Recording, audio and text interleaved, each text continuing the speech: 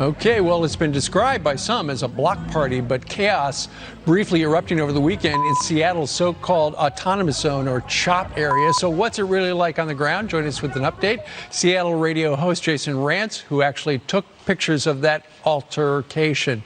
Jason, good morning to you. Tell us about the circumstances regarding what we saw in those images. Yeah, so what you're basically seeing almost every single day throughout the day and into the evening are various skirmishes that break out. Sometimes it's clear what's going on. Sometimes they just get heated and they're having arguments about what's happening on the ground. And in that case, it appears that that guy had his cell phone stolen, which is a weird trend that we've been seeing of people either accusing each other of stealing cell phones or actually stealing cell phones. And so what ended up happening is on stage before a group of African-American women were stepping up to talk about their experiences, that fight broke out. And what was interesting is that the security forces that this street fair / social justice utopia ends up engaging is they will bump into anybody and try to block people from actually videotaping the violence that's happening on the ground. It happened to me as well as a colleague. Clearly, this has outraged a lot of people across the country that essentially the protesters squeezed the police out. The police, at the suggestion of the mayor, made a business decision to get out. So it's really kind of law enforcement light touch, the ultimate light touch, where they're on the other side of the gates, right, in case trouble goes, in case things go south?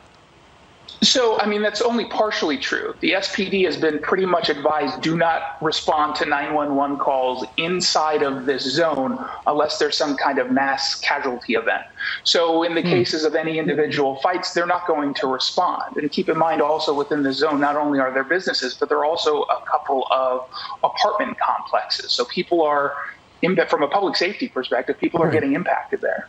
Well, Jason, we saw the altercation in your video. We've seen some of the, the signs and whatnot. About 20 minutes ago, we had Dan Springer, who was live from that area. And the images of just one tent right after another, it looked like a camp out. Who exactly is in there? So there's a group of different community activists there, Antifa, anarchists, and a mix of homeless. In that general area, you've got a homeless population that is pretty significant as well. And just covering this, you can pretty much see the people. We've seen a lot of the same faces at anarchist protests before, same with Antifa. The Puget Sound John Brown Club, for example, is a militant armed Antifa security force who are actively saying that they're providing the security there. So it's a who's who of various activists on the ground that we've seen in the past. The mayor has suggested that it could be a summer of love there, meaning this could run right through Labor Day. How do you're on the ground there, you live there. How does this end? I fear that it ends by giving in to some of the demands of this group, and I wouldn't be surprised if they just completely give up the East Precinct Police Station as a community center for them. I know that the SPD obviously does not want that to happen. Cops, as you heard with Dan Springer, cops are retiring early. Cops are putting in their resignation letters to go work at other departments.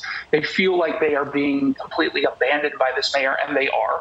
The mayor, up until a point, was actually pretty supportive of the cops and the efforts that they had underway to control some of the rioting and the looting that started early on. That, of course, thankfully has stopped. But this lawlessness in Capitol Hill, whether you want to call it CHAZ or CHOP, is a problem. Yeah, there you go. Well, he's up early for us. He's on the radio later today there in Seattle. Jason Rantz. Jason, thank you very much. Thanks. You bet.